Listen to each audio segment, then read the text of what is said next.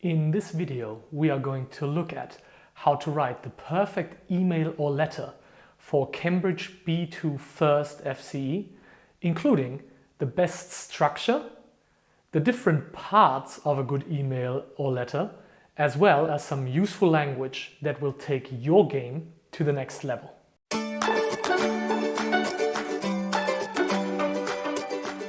Hi and welcome to Teacher Phil, where I help people like you pass their Cambridge exams.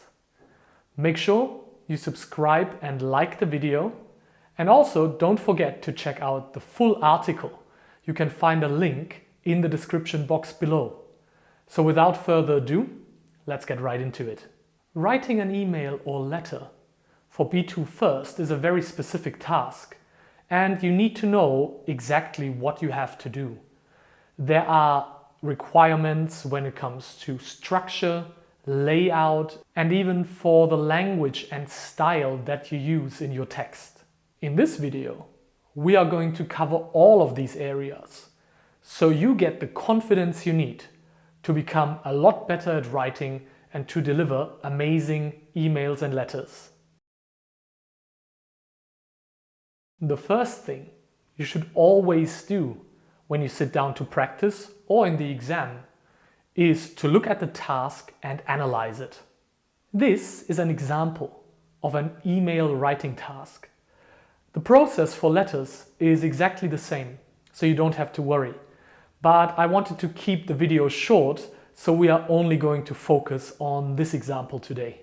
I found over the years that there are 3 specific questions that have helped my students to analyze each and every writing task in B2 First, and emails and letters are no exception to this. First of all, you need to find out what is the topic that you're going to write about. Knowing the topic helps you understand the mood and the basic idea of your text. That can already help you with things like specific vocabulary that you could use, as well as the appropriate style in which to write your email or letter. In our example here, the topic is that your friend David needs your help. Think about certain words you could use, expressions that might be helpful when you want to give advice, make recommendations or suggestions. So you see, from the beginning, we can take these questions and we can use them to our advantage. The next question you should always ask yourself when you go through a task for FCE is what exactly you have to include in your text. Remember, the first question was a little bit more general. Now, however, we are going to go into detail. Looking again at our example task, we can see that some of David's friends are coming to your town and they would like to learn a little bit more about the history of the local area. David is asking you for 2 things. He would like you to recommend some places where his friends could go to learn a little bit more about your area, and he also wants to know what the best mode of transport would be for his friends to get around. We should keep these 2 main topic points in mind when later we look at the specific structure of a good email or letter. But first, let's look at question number 3. The third and last question you should ask yourself when looking at a task is, who is going to read your text? In our example, and as we've already discussed, your friend David is the reader of your email. Keep in mind that we are not writing for the examiner or for me for that matter, but there's always a specific reader mentioned in each task. You might ask yourself now, Phil, why is it so important to know who's going to read my email or my letter or, I don't know, my essay or whichever task type it might be? Actually, this question is really, really important. By answering the question, in our example, our friend David, we can decide what the appropriate style or register is for the text. When we write to a friend, we can feel free to use informal language. You might ask now, oh, Phil, what is informal language? How does that work? Don't worry, it's actually quite easy. Informal language means that there are certain things that are welcome in your text. For example, you can use contractions. That means you can, for example, say don't or isn't instead of do not or is not. In informal language, we always try to make things shorter and easier. That means, again, contractions are good in informal writing. The next point, phrasal verbs. Try to include a few informal phrasal verbs in your writing when you write an informal email or another informal text. Phrasal verbs are verbs that are combined with prepositions, and they often have very specific meanings. Some of them are rather formal, but others are quite informal. You could say and use, for example, hang out, meet up, and other phrasal verbs like this. They work very well in an informal email or any other informal text. And last but not least, you can also put a few colloquial expressions in your text.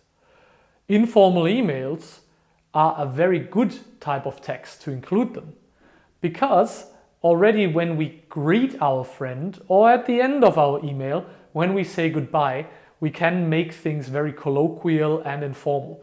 So for example, in an email, you could start with something like, "Hi David, how's it going?" In a formal letter, we would never use an expression like this. But little words like hi, how's it going, how has it been, are very, very nice expressions in informal writing. So now that we have all the informal language out of the way, and we have analyzed our task with topics, details, and good language, we can now look at the structure of a good email or letter. The structure and layout of your email or letter are really crucial to the success in the exam. Imagine you wrote a letter, but there's no greeting, there's no proper ending, and the text just doesn't look like a letter or an email at all.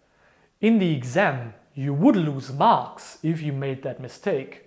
But luckily, you are watching this video, so I guess you are ready to avoid these mistakes. So when we look at the best possible structure of an email or letter, we can divide them up in 3 basic parts. Number 1, an opening formula and a short opening paragraph.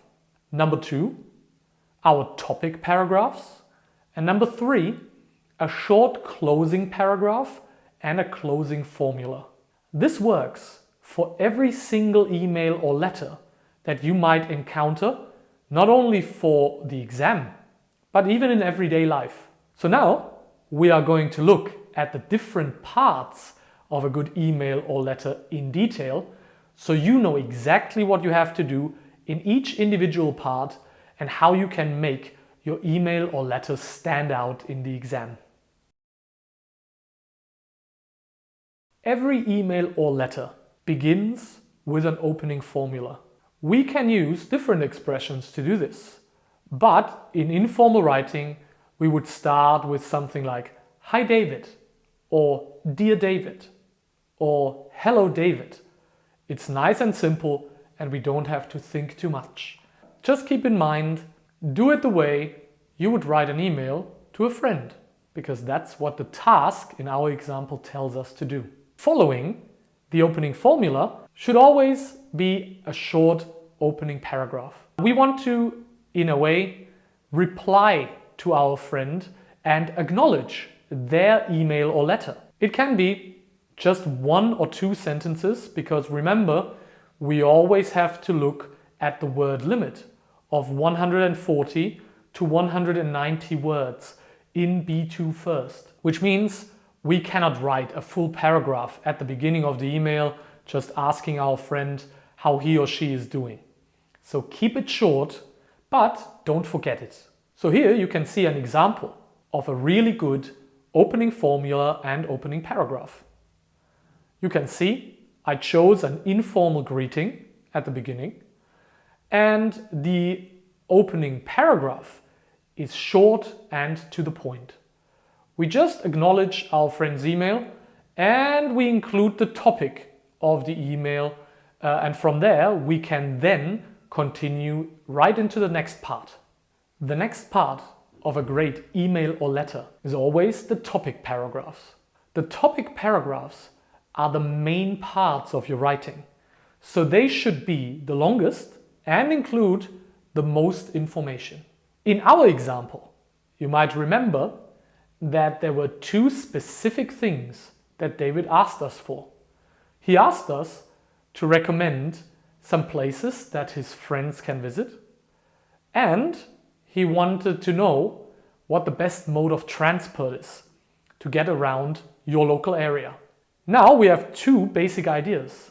So why not separate them into two topic paragraphs? Here you can see what these two topic paragraphs might look like. Once again, you can see that they are to the point and that I've used a lot of specific language that can help us when we write an email or letter.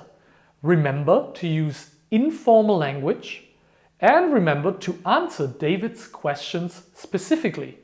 You don't want to go off topic and write about things that are not related to his questions, because again, we want to stay within the word limit and we just don't want to include irrelevant things. So keep it to the point and keep it informal, as you can see in the example. Last but not least, we always need to end our email or letter with a short closing paragraph and a closing formula. It is in a way a mirror image of the beginning of the email or letter. And I find it way too often that students forget about this. They simply finish their email after they finish the topic paragraphs. But when you keep a typical letter or email in mind, you will find that there's always at least the name at the end or a signature in a letter. And we don't want to forget that. Again, you want to keep your closing paragraph short. You try to end the email or the letter in a nice and appropriate way, and then simply choose a closing formula. Here again, you can look at an example of what that might look like. So once again, the closing paragraph is short, informal, and just there to round off the email. The closing formula, again, should be informal. So the expressions that we use, like best wishes, warm regards, lots of love, love and hugs, whatever it is, should also be informal if you write an email. In a letter, we might use other useful language, but that is not part of this task specifically. So I hope you found my example useful. Remember that the basic ideas for emails and letters are the same. The biggest and really only difference is that emails are usually informal, while letters are formal pieces of writing. That means you have to adjust your language and the specific expressions that you might use. The basic task analysis and structure, however, are exactly the same, and you can use them whenever you sit down to practice or in the actual exam itself. If you still want to know more about B2 First Writing, you can download my free writing cheat sheet. I also have an ebook which goes into even more detail. It shows you an in-depth analysis of each type of text with useful language, tons of examples, and a lot of advice on things you should or shouldn't do in the writing exam. All the links are in the description box below, and I see you next time.